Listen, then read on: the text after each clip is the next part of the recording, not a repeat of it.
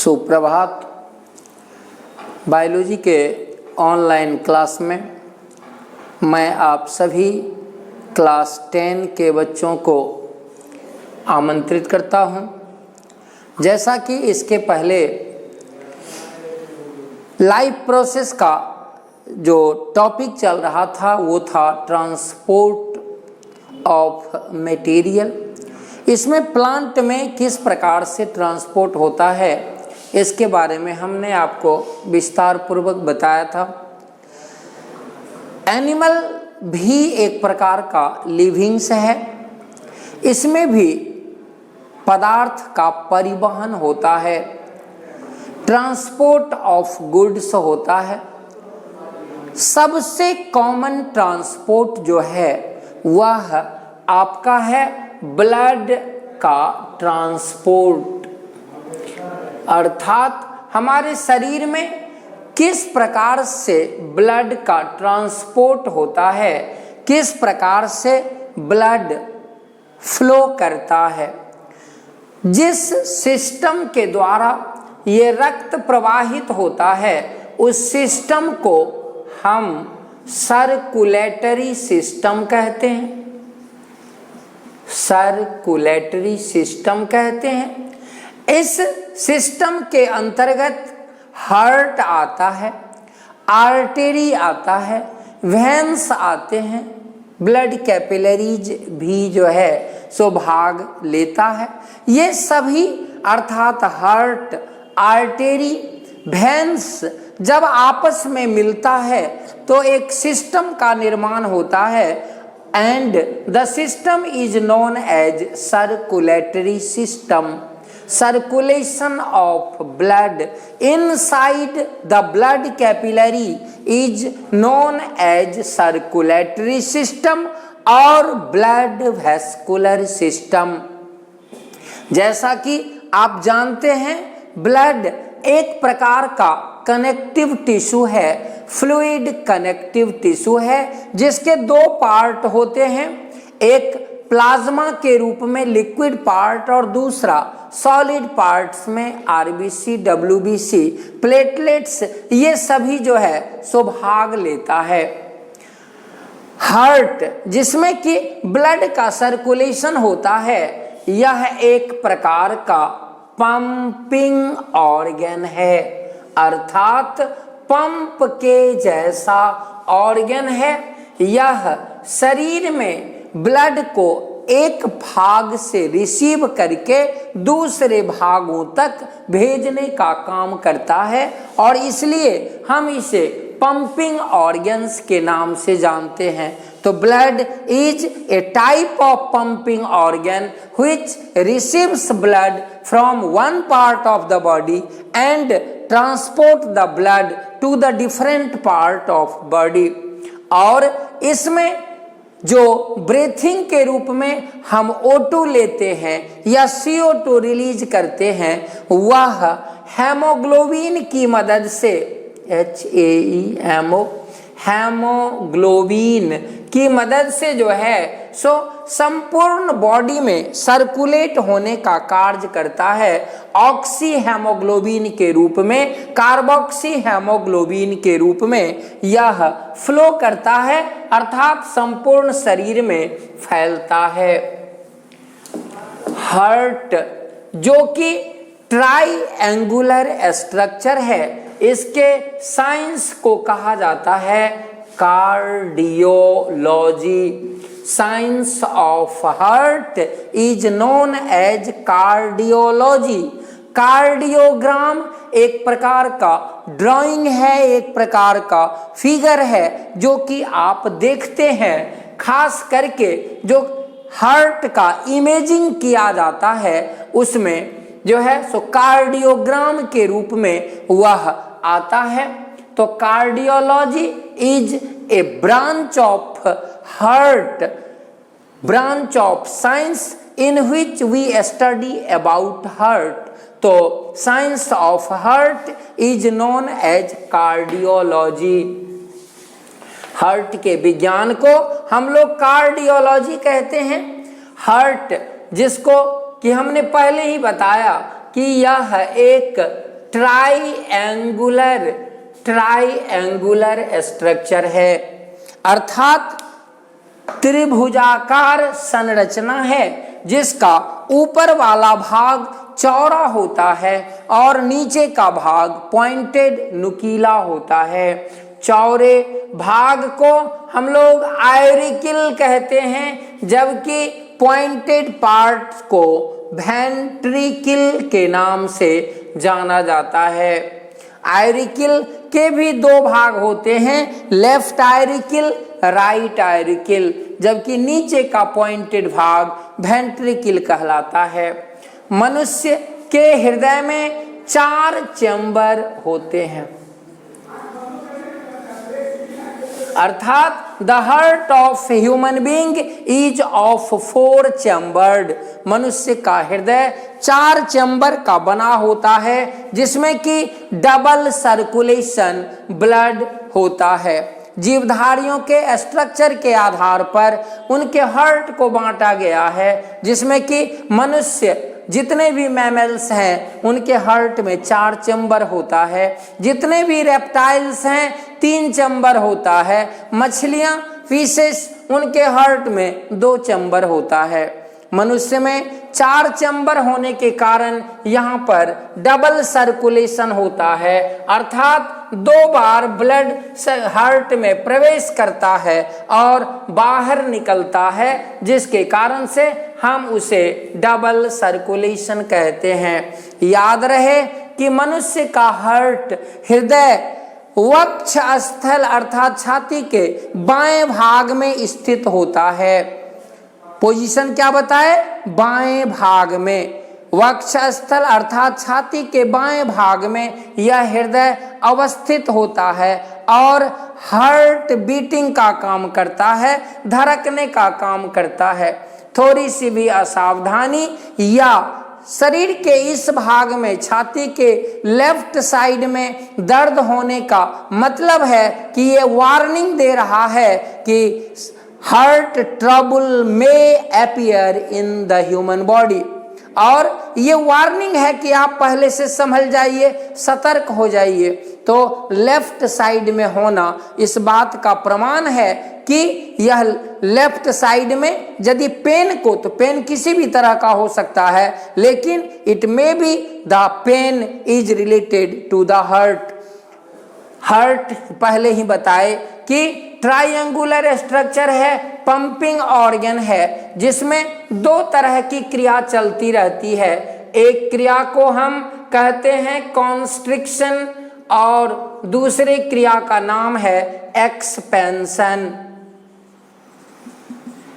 Expansion systole और दूसरा नाम है डायस्टोल, अर्थात सिकुड़ने की क्रिया को सिस्टोल कहते हैं, फैलने की क्रिया को डायस्टोल कहते हैं। And both the function simultaneously known as heart beat, अर्थात मनुष्य के हृदय में सिकुड़न और प्रसारण, फैलाव की क्रिया चलती है। सिकुड़ने की क्रिया को सिस्टोल, फैलने की क्रिया को डायस्टोल कहते हैं, और दोनों क्रिया को एक साथ हार्ट बीट कहा जाता है।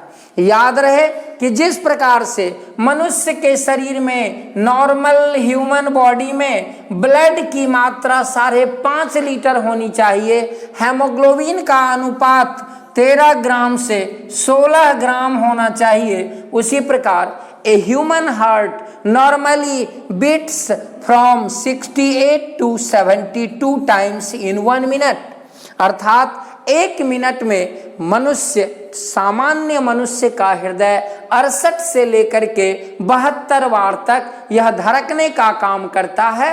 And we can easily count this heart beat by catching our pulse.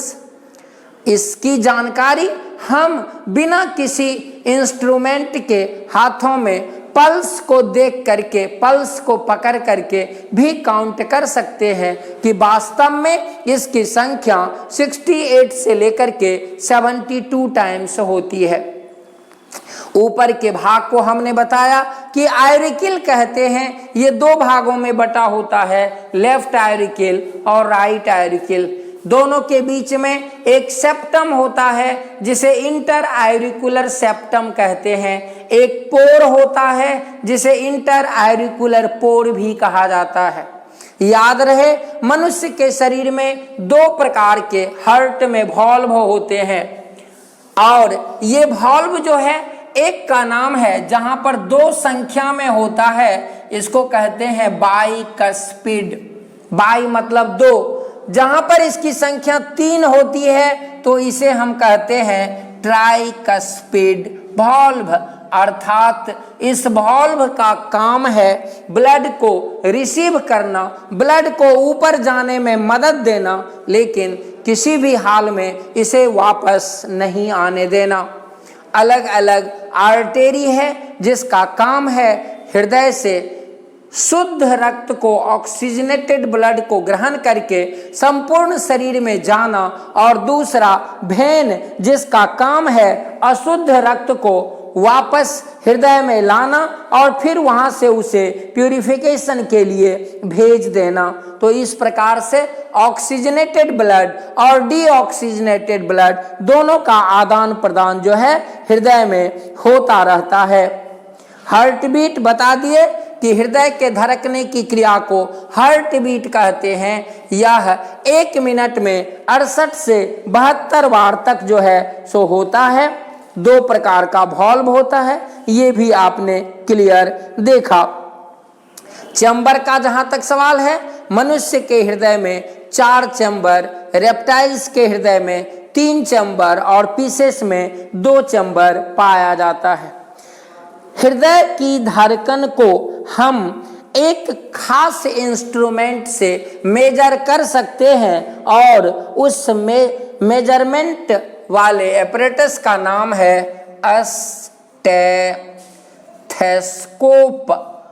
सामान्य भाषा में आप जिसे आला कहते हैं, और प्रत्येक डॉक्टर के पास ये आला रहता भी है, जिसे ये 2 नोब को वो कान में लगाता है, और तीसरा जो राउंडेड एपर्चर है स्ट्रक्चर, उसे वह छाती के ऊपर, पीठ के ऊपर घुमाने का काम करता है। एक्चुअली वो फाइंडिंग्स की कोशिश करता है कि either the heart beat is running normally और not any problem. If occurs inside the body, then he can easily determine it। तो इस एपरेटस को हम लोग स्टेथोस्कोप के नाम से जानते हैं। हार्ट बीट का सीधा संबंध हमारे हाथों में दौड़ने वाली एक नस से है, जिस नस को हम लोग पल्स कहते हैं। याद रहे, इस पल्स को हिंदी में नाड़ी कहा जाता है। बड़ी रह है यहाँ पर, नाड़ी कहते हैं।